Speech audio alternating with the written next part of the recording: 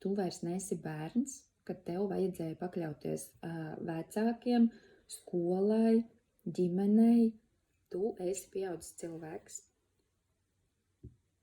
Un pārējais, ja, ir tikai vai nu bailes, vai upuris, vai tavu ego aspektu kaut kāda piepildīšana, piemēram, tu ļauj pārkāpt savas robežas, lai izdabātu citiem, lai gūtu atzinību.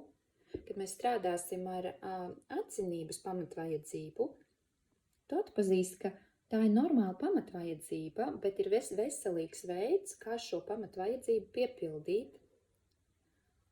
Un nav patstāvīgi, tā kā pastāvīgi, regulāri jāļauj pārkāpt savus robežas, savus principus, lai izdabājot citiem, apliecinātu savu kaut kādu vērtīgumu vai gūtu caur šo atzinības gūšanu.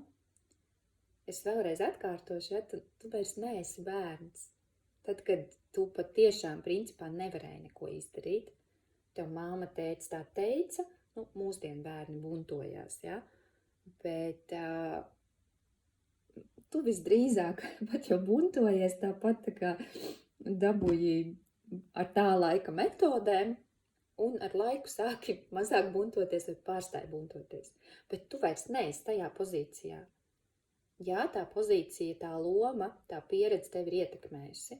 Un šobrīd tu esi pieaudzis cilvēks, tu esi šajās nodarbībās, un tā kā viens ir drosme pētīt, un otrs ir drosme vismaz kaut ko sākt darīt.